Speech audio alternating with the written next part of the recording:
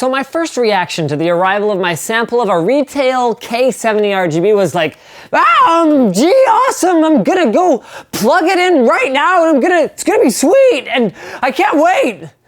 I then proceeded to calmly and patiently wait for the new Corsair Utility Engine Q software to download and install, fired it up, and after faffing about for a couple minutes, realized I had no idea how to do anything. So I checked the box for the manual, only to discover that the reason Corsair makes you download the manual is that it's 142 pages long. That's when it hit me. This review was gonna take a while.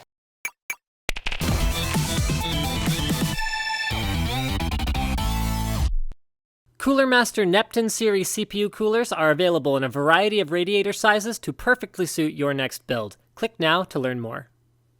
We'll start with a physical overview. If you've seen one K70, you've pretty much seen them all. The layout is a standard 104 key with no deal-breaking alterations like a short backspace key, and a couple much appreciated additions, namely a hardware switch for polling rates, I recommend leaving this at the default setting, and BIOS mode, which improves compatibility, particularly outside of your OS on older hardware. It's got a 3-level brightness toggle, a Windows lock key, 5 media keys, and a classy-looking textured metal volume wheel.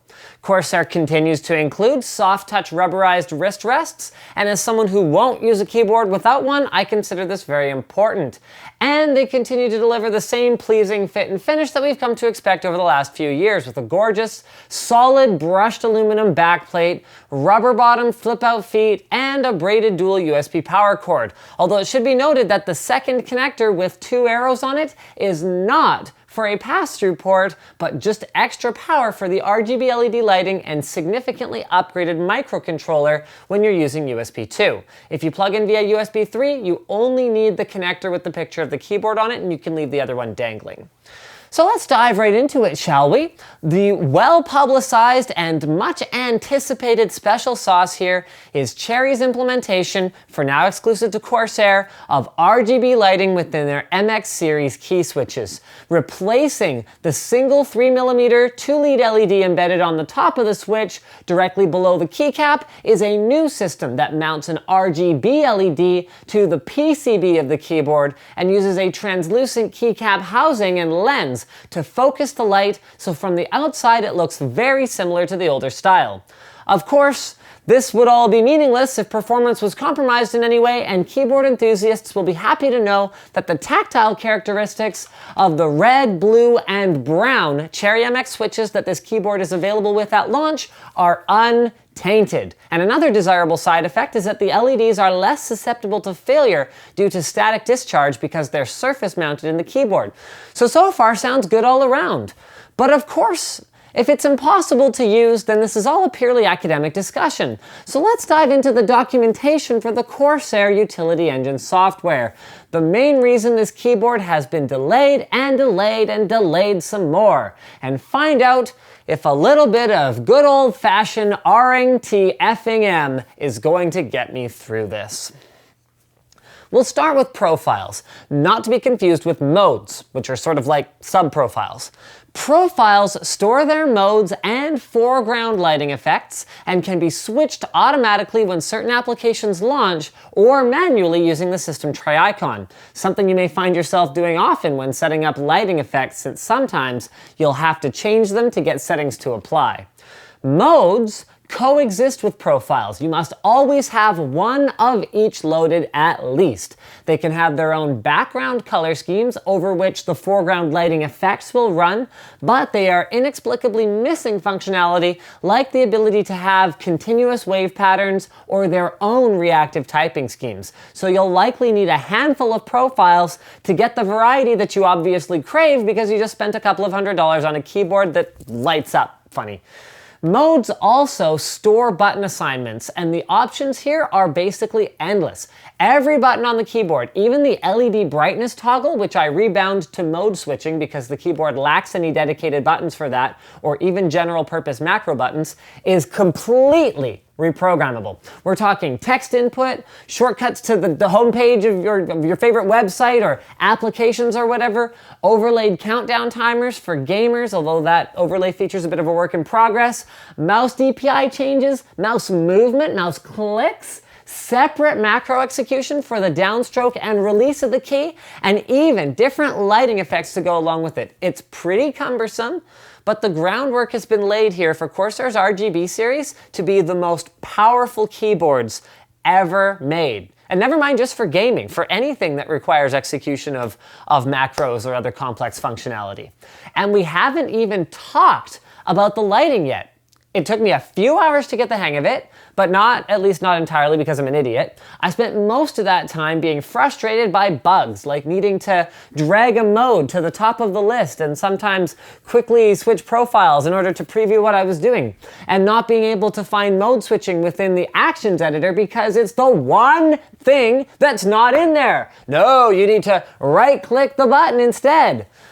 But once I got the hang of it, I found myself able to do some moderately cool stuff. I can set up different key actions per mode, clone my modes entirely within a profile, change any key to any color I want, even the media keys, set up reactive typing on a single key or in a ripple effect. I can set up waves starting on the side or in the center with whatever colors I want. I can export the file to carry it with me to other computers or share with friends, and coolest of all, I can just not be arsed to do any of this and download profiles from the Corsair forum where folks are already doing stuff that I couldn't figure out how to do.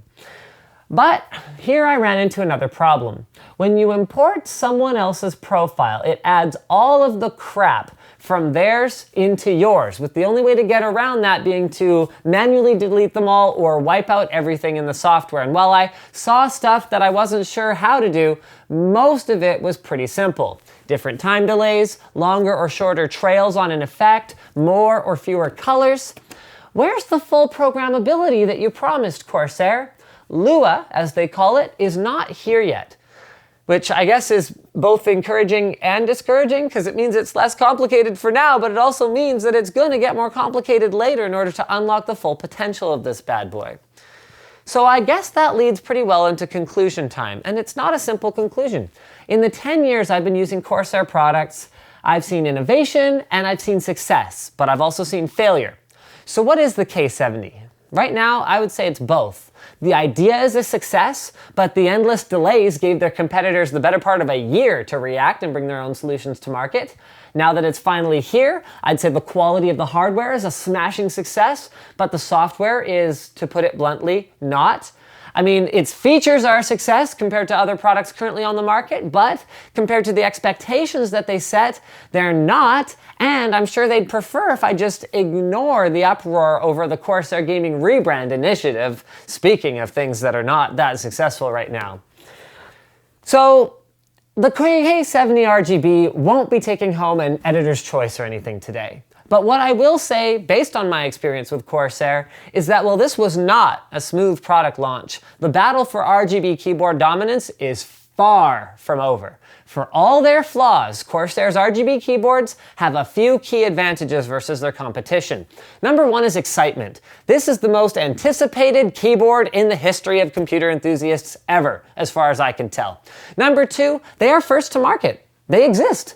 People are buying them, and more importantly, not returning them. The bugs appear to be software rather than hardware issues, which makes patching the ones in the field relatively simple and gives Corsair much needed capital to continue to develop the product. And number three is that Corsair always comes up swinging when they smell blood. And I bet they do right now. I mean, this is the first time an established gaming peripheral maker, and in this case two of them, has ever reacted so quickly to something little old Corsair has done. And if I was those competitors, I would make damn good and sure that the Chroma and the G910 are strong reactions. The last time Corsair entered a category this aggressively, the PC power supply and case industry was dominated by a little company called Antec. And the rest is history, ain't it? Anyway, expect to see coverage of the K95 or K65, the macro button equipped and 10 keyless variants of the K70, when I've had a chance to scope out the competition, or when Corsair turns their software from something that limps along functionally into something worthy of the Corsair name, or the Corsair Gaming name with some batleth thing or whatever it is they're calling themselves these days. Guys, thanks for watching. Like this video if you liked it, dislike it if you disliked it, leave a comment letting me know. Do you believe that Corsair can ultimately deliver what they promised with the hardware here? And if so, are you buying one? Guys, check out the link in the video description to support us. You can buy a cool t-shirt like this one. You can change your Amazon bookmark to one with our affiliate code so we get a small kickback, and you can even give us a monthly contribution directly. All that stuff helps us out a lot. Thanks again for watching, and as always, don't forget to subscribe.